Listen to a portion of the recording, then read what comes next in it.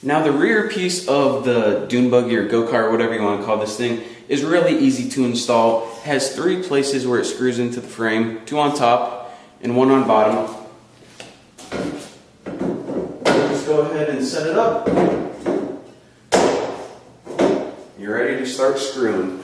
Now, sometimes whenever people build their own custom frames, instead of having one V piece in the back, they have 2 pieces, one here and one here, same with the front. But whatever you want is really up to you if you decide to weld your own personal preference. So now, let's go ahead and screw this baby into place.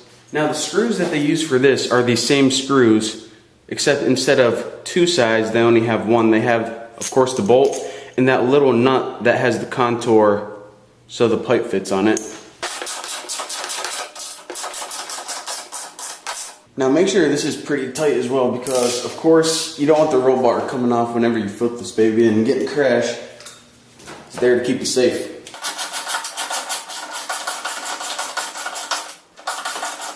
So here we have the middle section as well as the rear section of the roll bar. Now the only other thing we have left to do with the roll bar is install the front section, which consists of 2 pipes going from down there to up there. Alright guys, the last thing we need to do for the roll bar is we need to install the front section. Now a lot of people, whenever they build custom roll bars, then they weld it together pretty much on the corners, so it would go somewhere from the light right here to the light up here, and also from the light down here to the light up here. But I really don't like them on the corners, because whenever you're turning around the corner in the go-kart, it's kind of annoying. It kind of gets in your way in your field of vision, so I prefer them to be in the middle. That's why I like this design.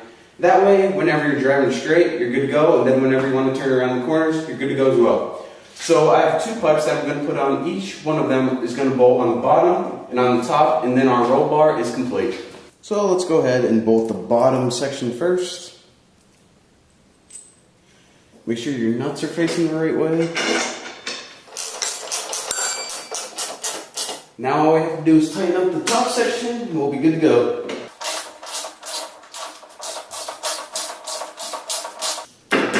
Looks good. So now your roll bar is complete. Congratulations. We put the middle section in, made sure we hooked up the electrical, we put the back section in, and also the front section. So this should keep your machine more stable and also you a little bit more safe. So in the next video, what I'm going to do is I'm going to show you guys how to put on the front bumper, and then we can move on to the seat belt, and finally ride this baby.